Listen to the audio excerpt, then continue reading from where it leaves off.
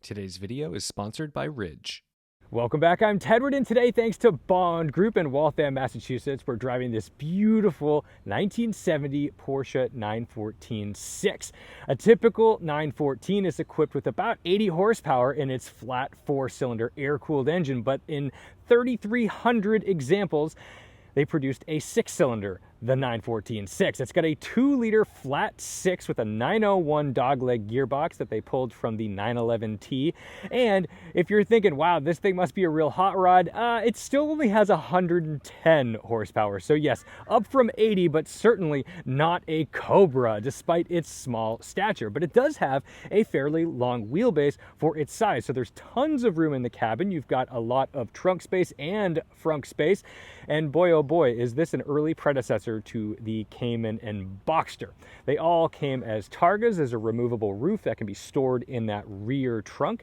These cars were sometimes looked down upon because they were like, well, that's a Volkswagen, but the sixes were produced in the Stuttgart Zuffenhausen plant. So this is a proper Porsche if we're talking about where it was made. It's got pop-up headlights, these beautiful little Fuchs, and wrapped with Vredestein tires. And since they're only 14-inch wheels, you've got tons of sidewall to help you out with the bumps, because you can tell there's not a whole lot of suspension travel here. It's a 185 section tire all around. So let me show you around this thing real quick before we get out for a drive. One of the greatest things about this car is that you've stuffed this little engine back here. Now, when I pull this, that wants to fly up because all of these little doors, the engine cover, the trunk, and the frunk, they're practically on garage door springs. They fly up, but there is your little 2-liter flat six with Weber carbs, and it sounds fantastic. Air-cooled, of course. Back here, there's a lot of real estate. So let's go ahead and open this up. Gotta be careful, this will fly to the moon because it's got these monster springs. And there you go, lots of room for storage and things. This one has a beautiful little color matching tartan toolkit. We love that. And up front, we can play with our little pop-up headlights. Always a treat. And then we'll pop the frunk. And up here, you've got room for a spare tire under here. And check out some reasonable real estate for stuff. There's no power steering. It's really easy to turn because there's no weight over the front axle. So even in small parking lots at low speeds, you're able to maneuver pretty darn good. But look what I'm talking about. Look at these springs, and look how you've got to try to get these in there. This looks like probably the most dangerous job on a 914 is replacing those springs. Be careful. Jumping in, you'll notice that the driver's seat is independent, while the passenger seat, that is just part of the car, basically. No sliding or moving on that side. So your passenger better be comfy in that position because they don't have any options. On the 6-cylinder versions, the ignition is on the left. And to start it up, make sure we've got a good neutral. You'll notice we've got a dogleg manual. To those who aren't in the know, a dogleg means first gear is over and back rather than over and forward, meaning reverse is in the typical position of first gear. Down here, this lever is for your heat because you have heat exchangers in the rear to heat the car. And then right here, just like you'd have in like a 356 or an old 911, this is not a choke, but a throttle cable to help you get the revs up at idle when you're warming it up. Our handbrake is on the left, and to get it started, go ahead, click this over. You can hear our fuel pump going.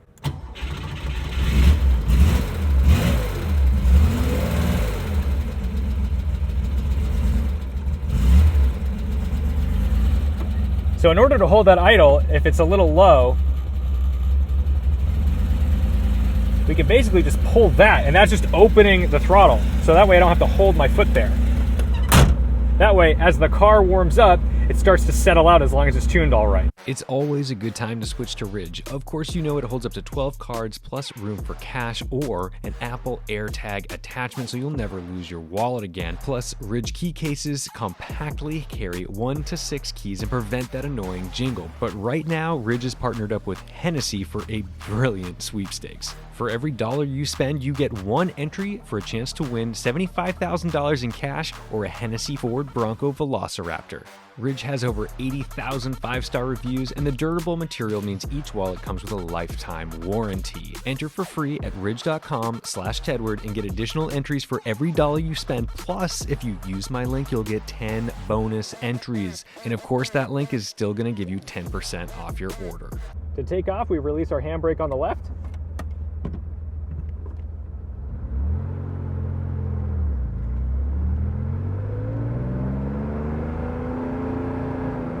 I've got to be kind of cautious with this first gear because I do not believe 901 gearboxes have synchronized first gear. So that means you've either got to double clutch it or make sure that you're at a complete stop so you don't go ahead and grind that.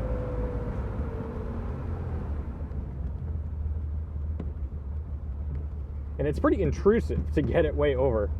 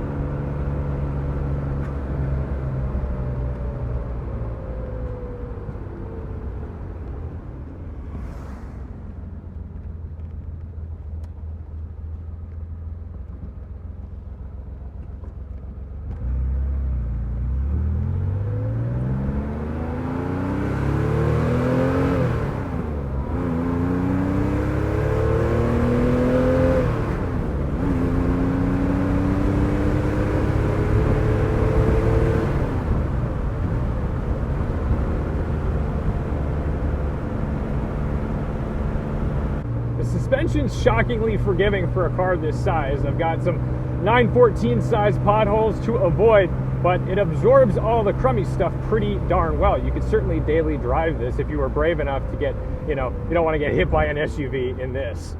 The steering is so direct and light. It's funny because it's not power steering, it's all manual. So the fact that it's this light is just part of the deal. It's part of the package. It's not some like artificially soft thing because of a power steering system or a choice.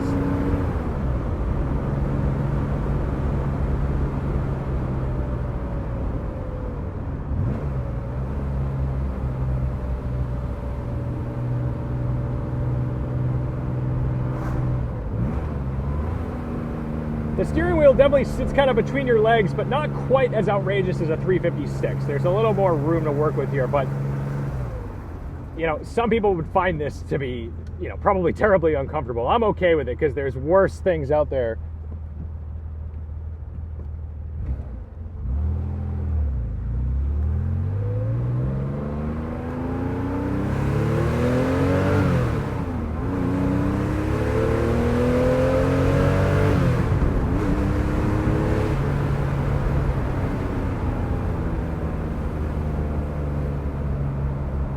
All the power is up top,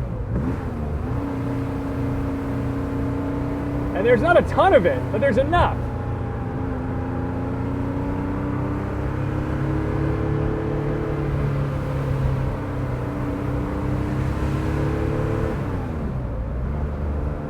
I really do enjoy rowing this gearbox. It's so funny because it's like everything between the gears is fairly sloppy and all over the place. That's just how these sticks feel. But then the entry to the gear is so direct and kathunky. It's really nice.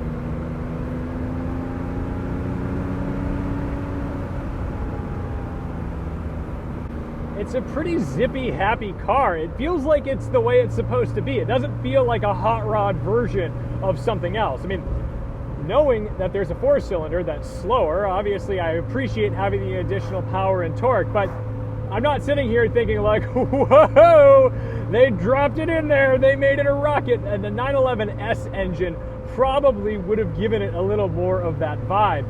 And I'm sure people do that. That would be a pretty hot upgrade. But overall, this is just such an enjoyable car to kind of putt around in. I mean, I'm not giving it any throttle, but I'm able to kind of just like enjoy steady state driving at reasonably low RPM without much load. Now the gearbox, it's good. It's like partially clunky. And I don't mean that because it's grinding. I mean, it's just that's the style of these 901s. They don't feel like tight like a G50. They've got a little more play in them, but it's always apparent that you're in the right gear or that you're like going for the right spot. Because even though, look at all that space like that, when you go into your gear, there's a nice ka-thunk. There's plenty of sensory information to tell you that you're where you need to be.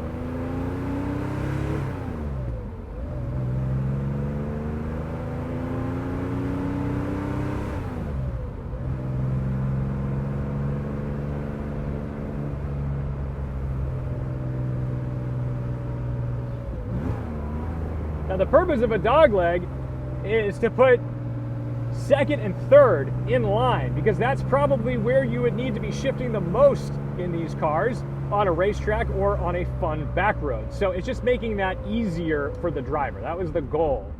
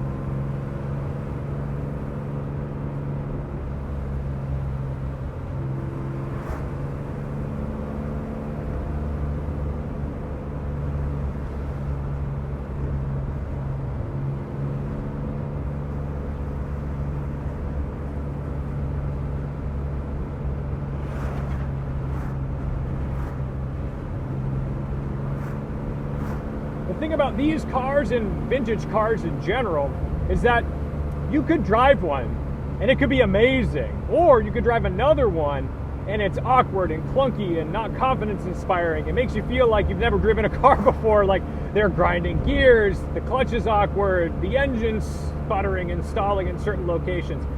This is a good one. And I highly recommend, if you're somebody who's like driven an old 911 or 914 and you're like, man, that just wasn't it, it's not for me, give another one a shot. It might be that you were driving one that wasn't well sorted, because that does happen.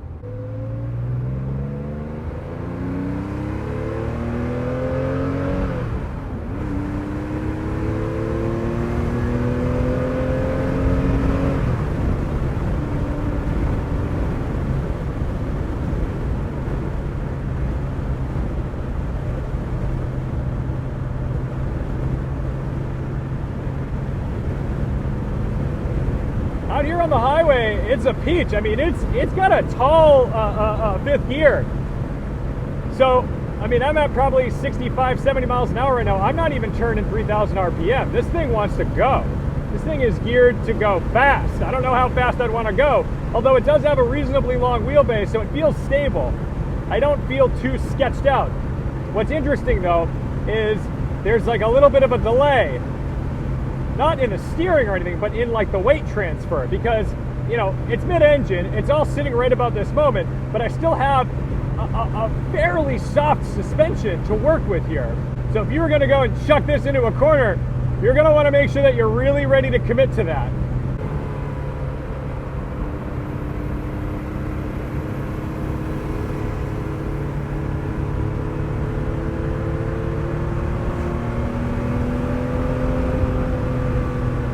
to hit any of those.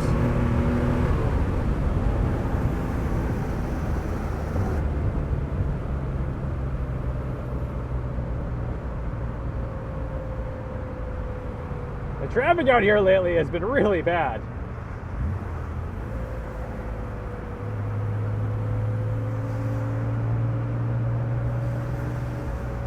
But I'm small and I'm cute, and I don't think anyone's gonna get mad that I'm using the entirety of the merge lane, because if I were in a 911, they might think, what a jerk. But I'm not. I'm in this little guy. He's adorable.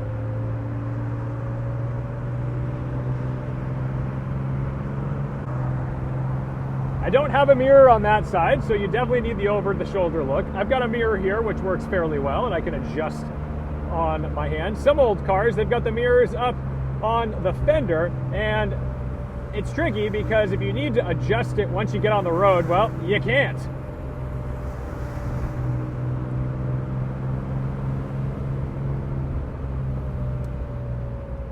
So that's gonna do it for me in the 914-6. Oh yeah, look at it, it'll take some bumps. You could use this car. I mean, the fact that I can do that and not feel the car rattling itself to pieces, that's fantastic. That's good news for vintage car lovers in 2023. You can actually use these things today. Thank you guys so much for watching, liking, commenting, and subscribing. Don't forget to respect the drive. I'll see you in the next one.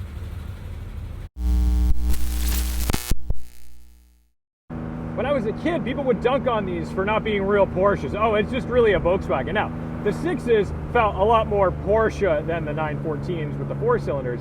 But even then, you're getting a mid-engine layout with a manual gearbox, a Targa roof, like all this great stuff. It's like, how could you dunk on this car?